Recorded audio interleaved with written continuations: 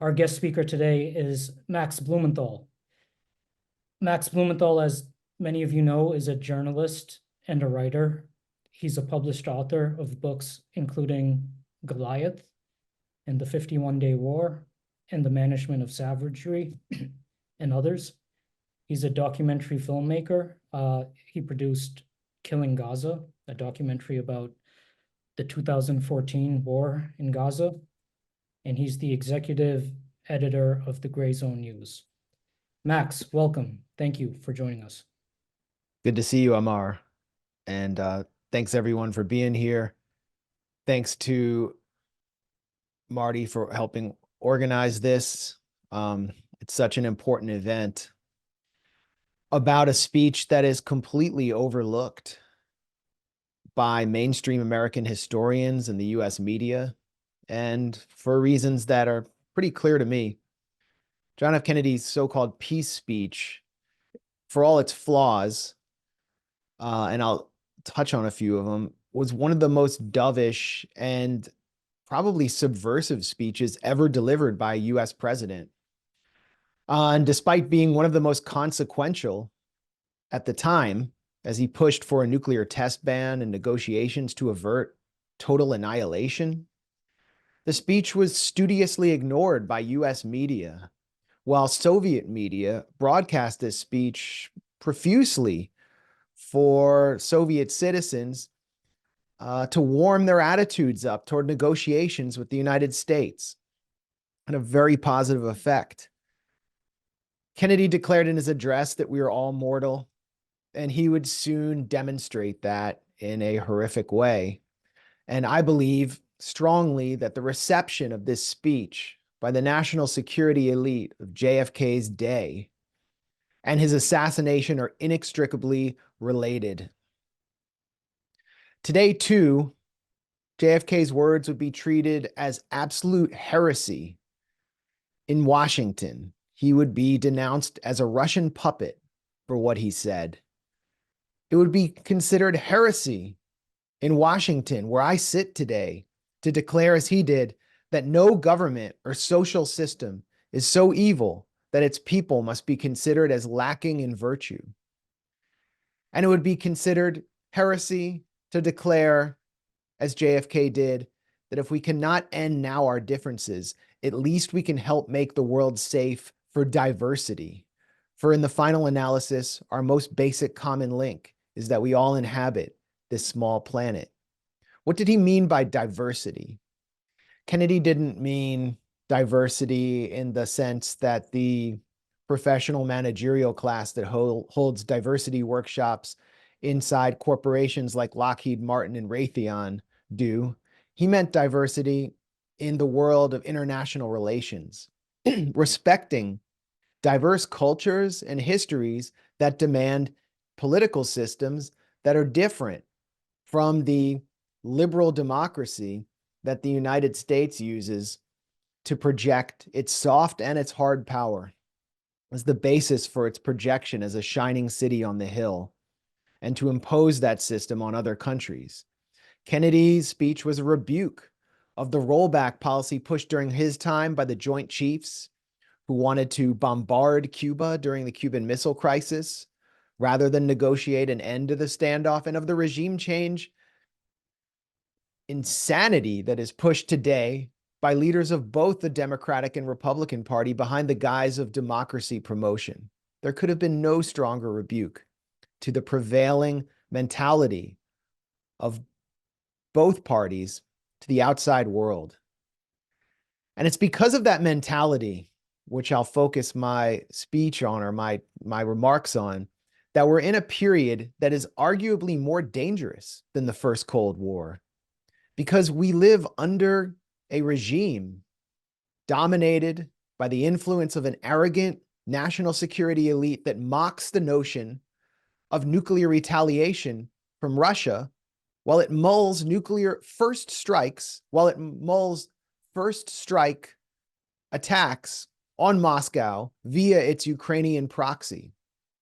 And where this same national security elite surveys the wreckage it brought to the Arab Middle East and then proceeds to intensify the aerial bridge of heavy weapons that it ships to Israel to carpet bomb the besieged Gaza Strip, to assail southern Lebanon, attack Yemen, conduct assassinations inside Iran, and drag the region closer to total war.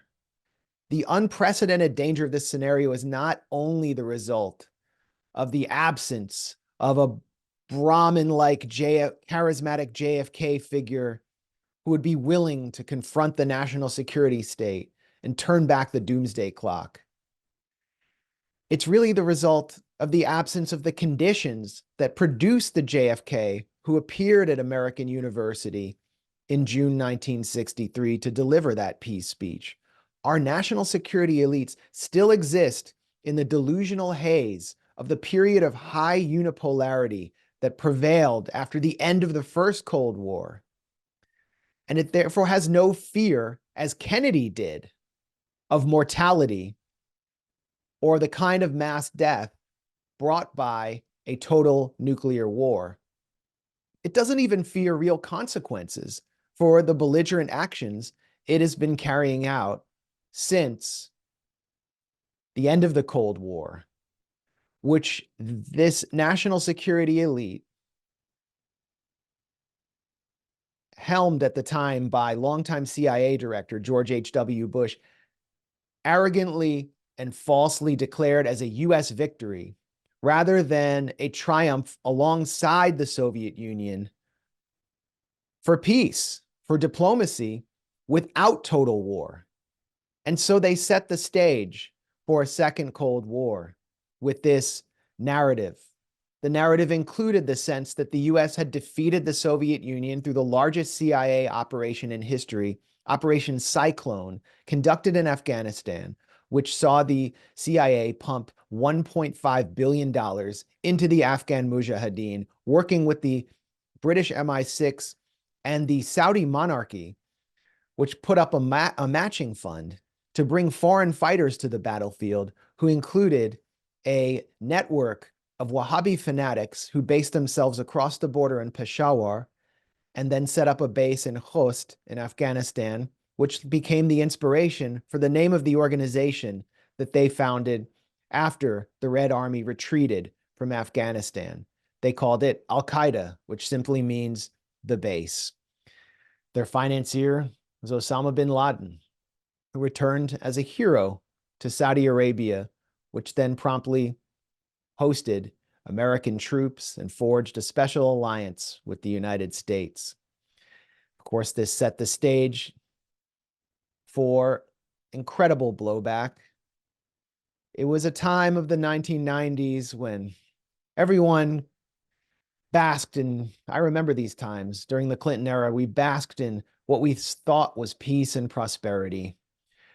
And the national security elite, which was comfortable under a figure like Bill Clinton, who had done the CIA's bidding by, for example, allowing it to use airfields in Mena, Arkansas, to ship drugs to and from Central America, along with bags of cash, and during which they adopted the Wolfowitz Doctrine, a doctrine composed by a young neoconservative staffer in George H.W. Bush's Pentagon, which preached that any challenge to the US system and US hegemony must be crushed with absolute force and violence, and that the diversity in international relations that Kennedy yearned for should be rejected. The Wolfowitz Doctrine was the guiding light for all administrations after the end of the Cold War. And it informed the regime change wars that Bill Clinton presided over in the former Yugoslavia, transforming a formerly stable, diverse, and prosperous socialist country into a series of balkanized right-wing republics, including Kosovo, run by the Al-Qaeda-tied, drug and narco-infested KLA, which received backing from the CIA and MI6. Clinton set about laying the groundwork for the Iraq War with the Iraq Liberation Act in Congress, funding kind of mujahideen in Iraq with federal money and sanctioning Iraq into oblivion, leaving, according to Madeleine Albright herself, hundreds of thousands of children dead. 9/11 as was the blowback for the covert operations that the US waged in Afghanistan to, in its view, end the Cold War, and all the way to the completion of the Day of the Plains operation waged by al-Qaeda operatives. A rogue unit within the CIA known as Alex Station ran cover for two key figures who would become hijackers on 9/11, who were also being ferried around the United States and sponsored by Saudi intelligence with the full knowledge of this rogue unit. Their names were Khalid al-Midhar and Nawaf al-Hazmi, and they both helped fly a plane into the US Pentagon. And they were CIA recruits, as we now know. The CIA refused to tell the FBI's bin Laden unit about their presence or even to open a criminal investigation. And the members of that Alex Station have since been promoted and even inspired protagonists for Hollywood blockbuster films like Zero Dark 30. John F. Kennedy, in his peace speech, declared that the United States will never start a war.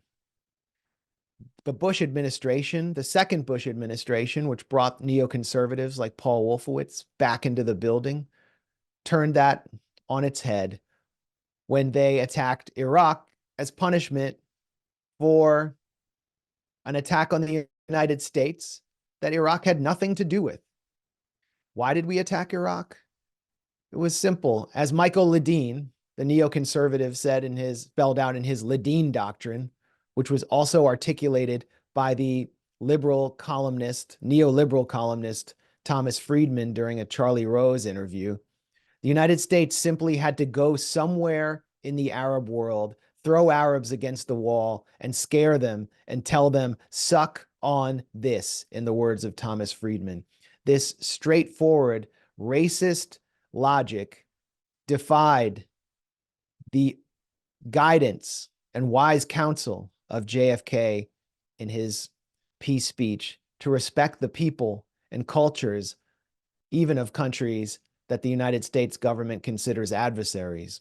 And it led not only to the maiming and deaths of thousands of American citizens, but to the rise of ISIS, one of the most fanatical nihilistic forces to rise in the Middle East since the foundation of Israel.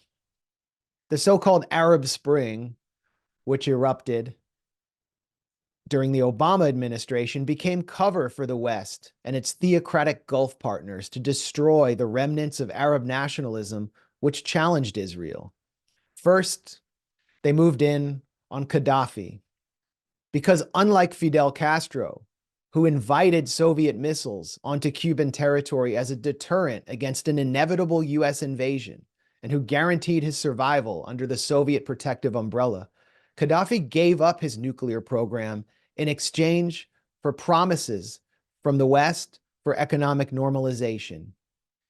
Trusting his Western partners proved to be fatal. As soon as they flooded his country with weapons under the guise of a non-existent peaceful rebellion against his strong man rule, he was powerless to prevent anything. He was powerless to deter the West.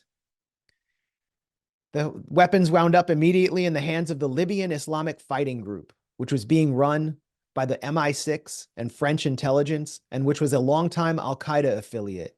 And towards the end, Gaddafi found himself on the phone with Tony Blair, the former British Prime Minister, who helped oversee the normalization deal between Libya and the West.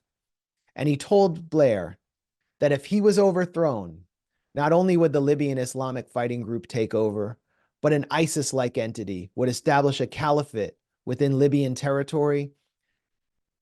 Africa would be flooded with Libyan weapons and large swaths of the continent would be destabilized. And Europe would be flooded with migrants from the African continent. After Gaddafi was sodomized and bayoneted to death by al-Qaeda affiliates operating directly under NATO air cover, his darkest prophecies came true. And worse, a young man who was brought by the MI6 from a cell it was running in Manchester, England, to fight Gaddafi, Salam Abedi, and who was returned to the UK on a Royal Navy ship, carried out the worst terrorist attack on British soil in history, slaughtering girls at an Ariana Grande concert in 2016. Today, Libyan arms have destabilized Africa, leading to attacks in Mali just yesterday in Bamako and Burkina Faso, where popular coups to remove the French security forces that have allowed these attacks to take place for years and which participated directly in the Libyan regime change operation have taken place. The next on the chopping block for the national security elite, the regime change hungry national security elite, was Syria. And Syria was directly connected to Libya through Benghazi, where a US ambassador named Christopher Stevens had traveled to a US consulate to help manage arms shipments from Libyan military depots to the so-called Syrian rebels, the Free Syrian Army being run by the CIA, and where he was killed in that consulate by the jihadist mobs that Gaddafi had warned about. Another case of blowback. The CIA-backed Free Syrian Army promptly became a weapons farm for al-Qaeda's local affiliate, Jabhat al-Nusra, and the ISIS bandits who arose out of the destruction of Iraq and spread across the border, and whose advance, as admitted by former Secretary of State John Kerry, was managed by Washington and London. And it was only thanks to an intervention by Russia and Iran, our designated enemies, beginning in 2015, that the forces of al-Qaeda were defeated and Syrians, average Syrians, in places like Damascus and Aleppo, could live free of perpetual terror. But in the eyes of the US national security state, the sacrifice of tens of thousands of Syrian soldiers and the contributions of Russia and Iran to defeat the organization responsible for the 9/11 attacks, which threatened to overrun Lebanon as well, was a great crime which had to be avenged, which is why Donald Trump authorized the killing of Qasem Soleimani, the Iranian general who oversaw the defeat of ISIS and al-Qaeda in large parts of Syria. The destabilization of Syria and destruction of Libya and Iraq were accompanied by a series of migrant crises, which triggered the rise of right-wing parties in Europe, Brexit, and the gradual collapse of the European Union. These were all consequences of Washington's refusal to recognize the right of other political systems to exist anywhere in the world. So today, swaths of Syria lay in ruins, and in the areas formerly controlled by ISIS in northeastern Syria, where ISIS stole oil and sold it on the black market, these areas ISIS has been conveniently replaced by the US military and its Kurdish proxies, which steal Syria's oil and sell it on the black market just as ISIS did. It's a criminal pirate occupation regime whose existence is still unknown by most Americans following horse race politics. The Palestinians, though they had nothing to do with 9/11, were blamed not only for celebrating 9/11, but for interfering with Pax Americana and the state that former Secretary of State Alexander Haig called America's unsinkable aircraft carrier in the Middle East. That's Israel. When the Bush administration demanded democracy for the Palestinians in 2005 as part of its democracy promotion agenda, it was forced to reject the results. When Palestinians voted for Hamas, a less corrupt alternative to the ossified Fatah party and its Palestinian Authority in the West Bank and Gaza, Hamas pledged to resist the perpetual occupiers while the Palestinian Authority functioned as a kind of Vichy regime, assisting and collaborating with the occupation.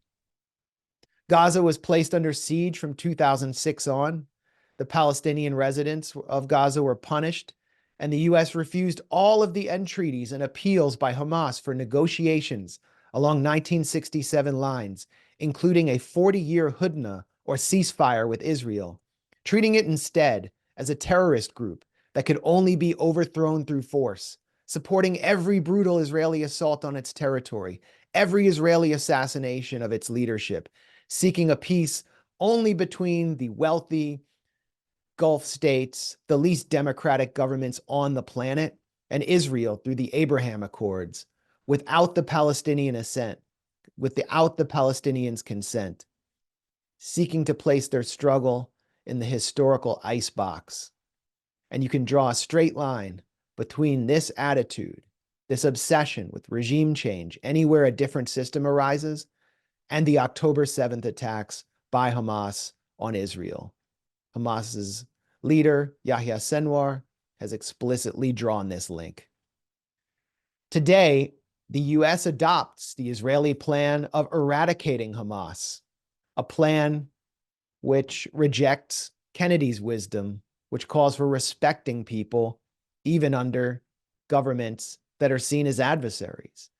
It's a mentality that has made genocide inevitable because Hamas controls a mass popular base in Gaza and oversaw a civilian government, which I've witnessed in action through multiple trips to Gaza.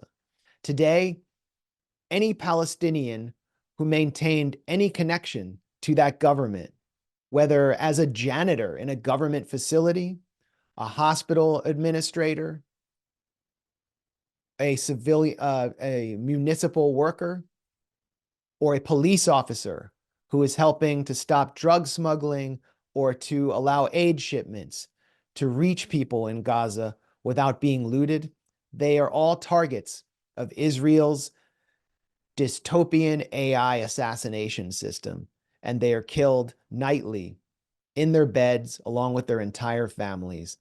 This genocide is the product of the regime change mentality, which is dominant among the US national security elite. JFK in his time dealt with an Israel lobby, and there are many theories around his assassination seeking to connect Israel to it.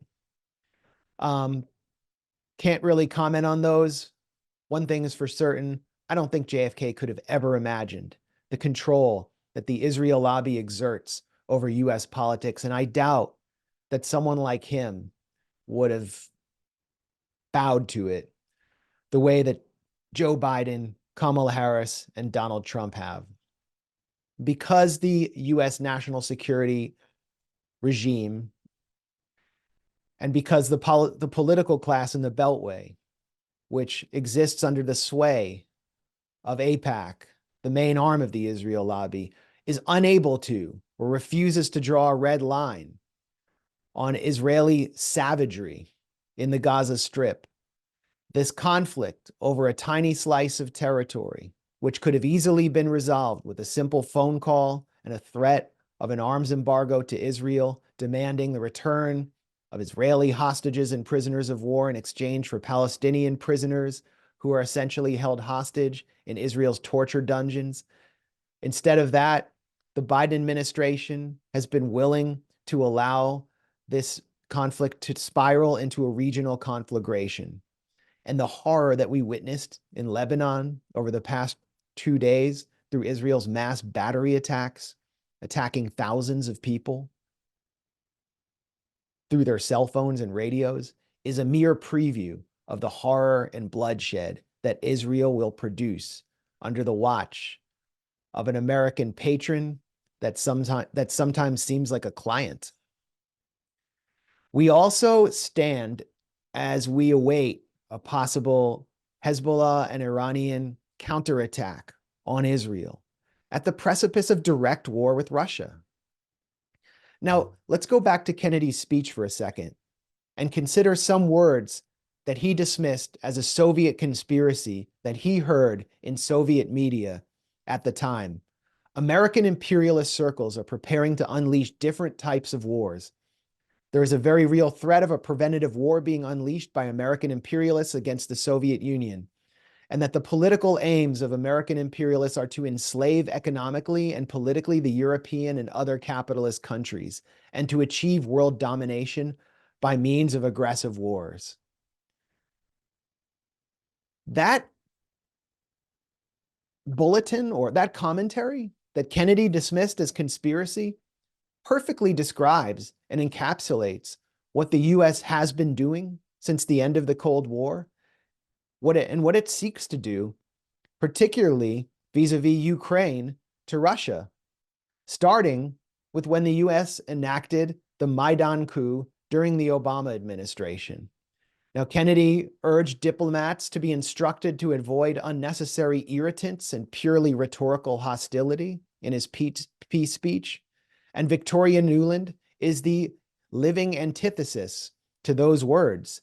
Victoria Nuland, the former chief of staff to Dick Cheney, who emerged in the Obama administration, also wife of neoconservative Robert Kagan, who helped write the doctrine of benevolent hegemony that forms the lodestar of neoconservatism. Victoria Nuland rose to Assistant Secretary of State for Eastern European affairs under Obama and handed out cookies to Maidan protesters and rioters as she hand-selected the new government that would come into power after the elected government, which had pledged aggressive neutrality between Russia and the West, was ousted. And as John Mearsheimer said, by enacting, orchestrating, and celebrating the Maidan coup, the United States set Ukraine on the primrose path to war. The Minsk Accords were viciously abused by the United States and its Western partners, its European vassals. As Angela Merkel said, the Minsk Accords were merely used by the West to buy time to arm Ukraine, to place heavy weapons on Russian borders, and to prepare Ukraine for an inevitable war. They were never a means of actually negotiating with Russia, as JFK did to support a test ban.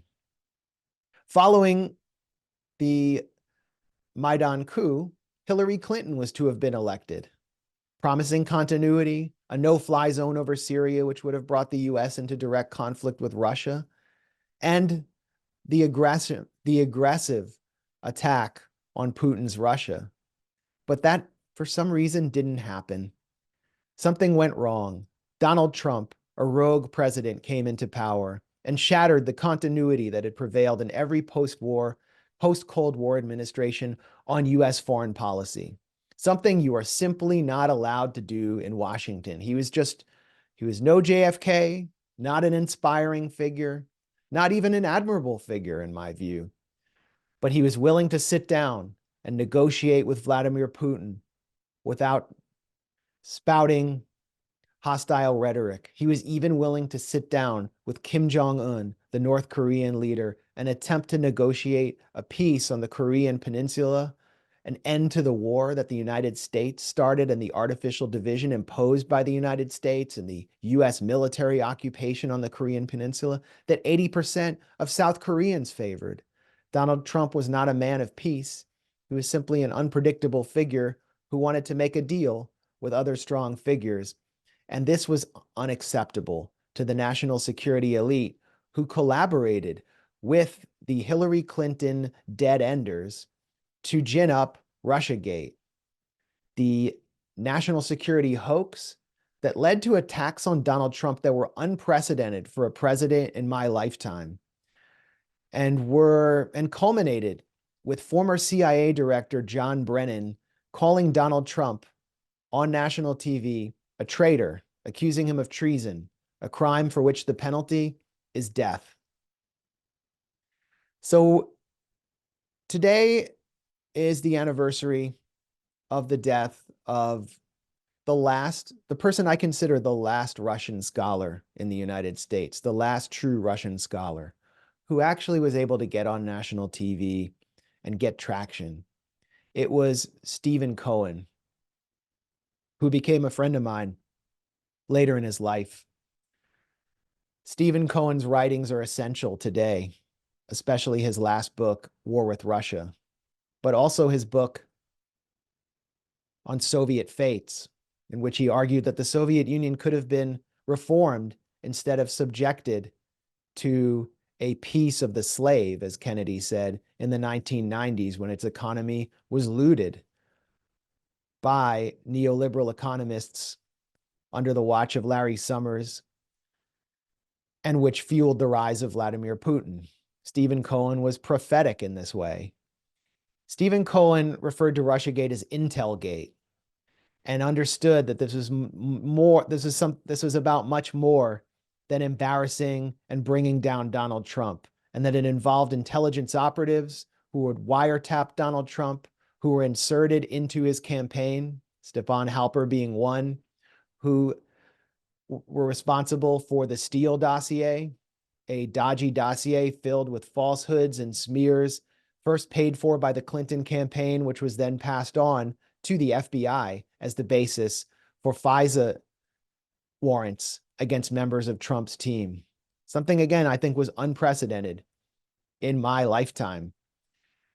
Donald Trump's impeachment, his first impeachment, was also due to Intelgate, in which a fake whistleblower from the national security elite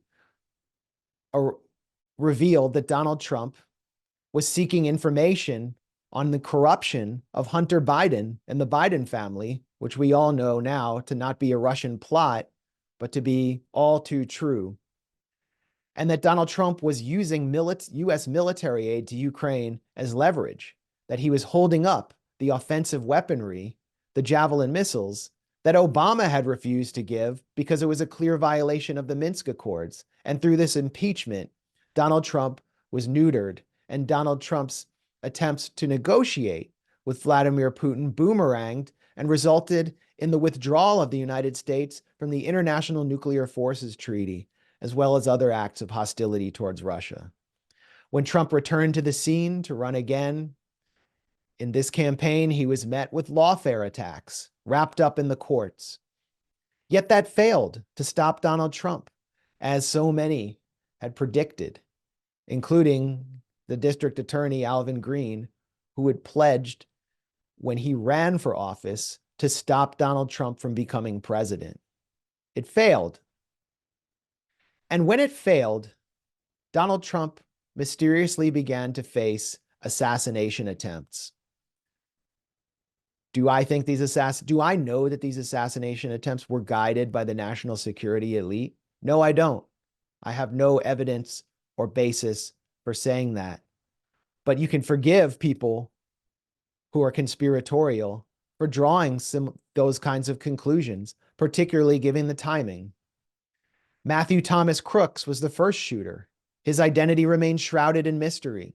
He seems like a lone wolf, an incel. He has no social media history, unlike almost everyone of his generation. And while we know nothing about Matthew Thomas Crooks or his motives, and he may have purely been a nihilist, we have to consider what might have happened if he had aimed 1 millimeter to the right of Donald Trump's ear. Nikki Haley, the national security state's choice for the Republican nomination, would have seized control of the Republican Party and its presidential nomination. And she may have defeated either Joe Biden or Kamala Harris. So even if Chapman acted purely alone with no clear political motivation, his success would have ratified assassination as an effective strategy for maintaining presidential continuity on foreign policy in the eyes of the national security elite, just as it did with the CIA-influenced plot to kill South Vietnam's Diem, who was collaborating with Kennedy to withdraw a number of U.S. troops from South Vietnam, and with the killing of JFK itself, who was replaced with a more pliant Lyndon B. Johnson, who rolled over for the Pentagon at every turn, ensuring that the war on Vietnam would escalate. The second Trump would-be assassin is named Ryan Routh. He is a career criminal, a drifter with major gun charges, who was arrested after an armed standoff in 2002, who had fallen under FBI investigation, under repeated occasions, but still managed to get himself to Ukraine, to Kiev, to set himself up as a leader of the International Legion, recruiting troops, soldiers, mercenaries, and activists to support the US proxy war in Ukraine. And it was there in Kiev where Ryan Routh was radicalized, and where he pledged publicly in interviews to the New York Times, for example, and Semaphore, to smuggle Afghan fighters into Ukraine through illegal passports. In his 291-page book-length manifesto, which is still on Amazon, Ryan Routh called for Putin's assassination and fantasized about the assassination of Donald Trump. Despite this criminal background and his activities in Ukraine, or perhaps because of them, Ryan Routh was able to return to the United States, a free man, unmolested by any FBI or security agents. And he somehow was able to obtain Donald Trump's schedule and post up at a hole in the wall of Donald Trump's personal golf course, 300 meters from where the president stood, with a AK-47 style rifle and a sniper scope. How did Ryan Routh obtain Donald Trump's schedule? Was it from one of the many Beltway media contacts that he gathered while in Kiev? Or was it through an inside source? Was he groomed in some way by the national security state, urged to act as so many mentally troubled Muslim men were by the FBI during the so-called war on terror? Or was he put up to it by the Ukrainian regime, which has assassinated its own internal opponents while maintaining a government-sponsored kill list, Mirot Vorets, featuring many of my own American colleagues? We may never know the answer to these questions, but they remain salient at this point. And whatever the truth was about Ryan Routh, his exploits were a warning to any US politician who might consider breaking from the consensus on Ukraine, on shipping billions and billions of dollars of weapons from the American taxpayer to the battlefield to drive a war with Russia, which could soon turn into a direct war between the US and Russia, with the US and UK using satellite guidance to green light and authorize targets for long-range missile strikes in and around Moscow. Similarly, Israel's brazen assassinations of, for example, Ismail Haniyeh, the political leader of Hamas, someone who had no operational involvement in the October 7th attack, in a hotel room in Tehran following the inauguration of a new Iranian president, or the exploding battery attack, which has infused the whole of Iranian society with terror and panic and paranoia, while mangling thousands of people and killing several children and nurses. This sends a chilling message to any US politician considering upending the US-Israeli special relationship. Make no mistake, Israel's assassination machine is ruthless, it knows no borders, and it will remove any potential threat to its ethno-supremacist imperatives. We are living in an era more dangerous than the first Cold War, in my opinion, and it might be because I've lived so much of my life in this era and not the first Cold War. I didn't have to hide under my desk as my parents did during the Cuban Missile Crisis. But I believe we're living under a regime that hides behind the mask of liberal democracy, but which is controlled by an anti-democratic elite, which will use any and all means at its disposal, from censorship to lawfare to violence, and all means of subterfuge, to impose on us, the people of America, what Kennedy called the security of the slave. It will continue on this destructive path until it learns that there are consequences. When its mandarins are forced to recognize that they too are mortal, just as Kennedy did under imminent nuclear threat from a powerful Soviet Union. So let us redouble Kennedy's call for respect, increase contact, and communication between Americans and the people living under other political systems which suit their history and cultures, who are living under US sanctions, siege, and constant threat of regime change wars. Let's be ambassadors for peace. And let's be clear about who our real enemies are. They're not in Moscow, Beijing, Beirut, or Tehran. They're right here.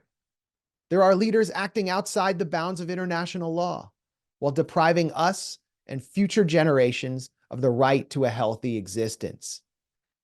Under their rule, the weak are not safe, and the strong are not just. Thank you.